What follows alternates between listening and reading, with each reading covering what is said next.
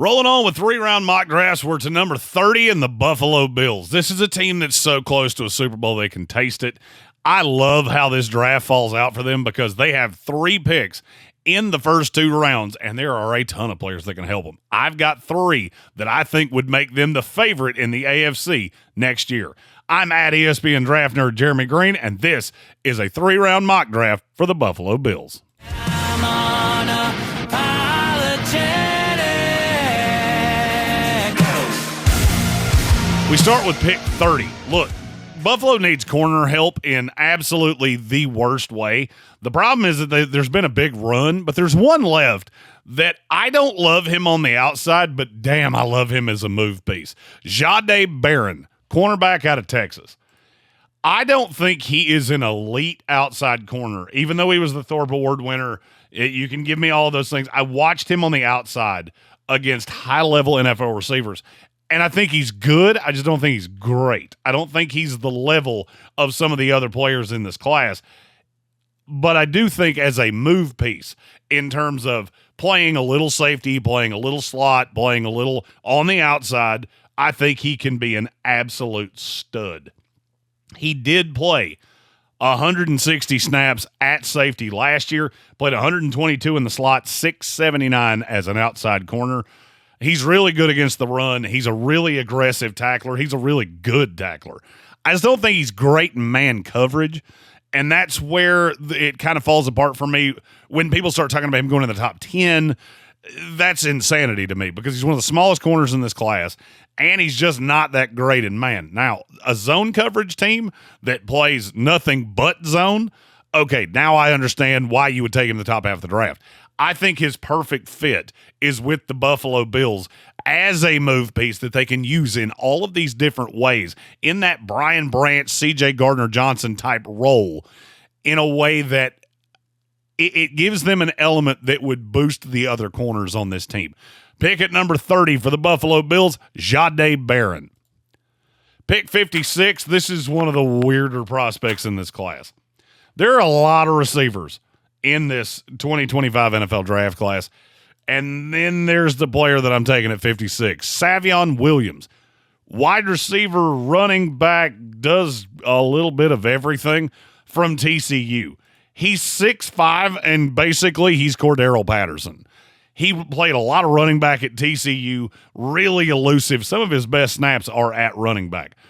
I view him as kind of a reverse version of Antonio Gibson, where his best snaps in college came at running back, but I think he's going to be more dynamic in the NFL as a wide receiver because he's so big, and he's a huge mismatch. I think he will run incredibly well at the combine.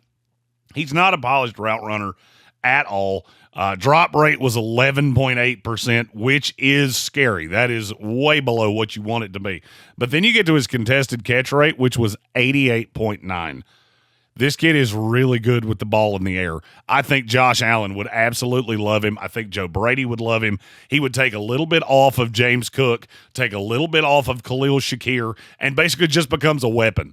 I hate even calling him a receiver because I think he's an OW, offensive weapon. Savion Williams out of TCU here at pick 56. Extra second-round pick, and this might be my favorite of the 3. This kid absolutely tore it up in Mobile, became my number 1 linebacker in this class, Jeffrey Bassa, linebacker out of Oregon. The biggest knock on him is that he is a little thin, but it's looking at him, he's thin. At 235 pounds, there's really not a problem with the body frame. He's just built really narrow. 9.6% missed tackle rate is something to worry about. But I'm telling you, in terms of raw athlete, you put him in this Buffalo Bill defense with the pieces that they already have. I don't know what the defensive line is going to look like. I know you're not going to have Von Miller, but I don't know what else you're going to have. But you put him in Buffalo. I don't think he's your green dot right away. But you put him out there with Dorian Williams, and now you have 2 of the most athletic linebackers in the league. It makes the defense super multiple. I don't know that he fit the Oregon defense perfectly, and a lot of the negatives I see with him which is he's a jack of all trades, really master of none. That kind of fits into, I can say that about a lot of guys that played at Oregon that played in the back half. I think Jeffrey Bassa is one of those rare players that will be a better NFL player than he was in college. And I said the same thing about Dorian Williams a few years ago. If you like these picks, click the thumbs up underneath this button to like this video and subscribe to the channel so you can see all of our NFL draft content. And next week, 2025 NFL Scouting Combine, we're there every single day. Coming in on Monday, be there for the interviews Tuesday and Wednesday, and then the workouts start. Thursday through Sunday, every player at the Combine working out at Lucas Oil Field, and we're covering it all live right here in the channel. It all leads up to the 2025 NFL Draft, and we're there for that too. On Radio Row, every pick of the 2025 NFL Draft, we're covering it live right here on YouTube.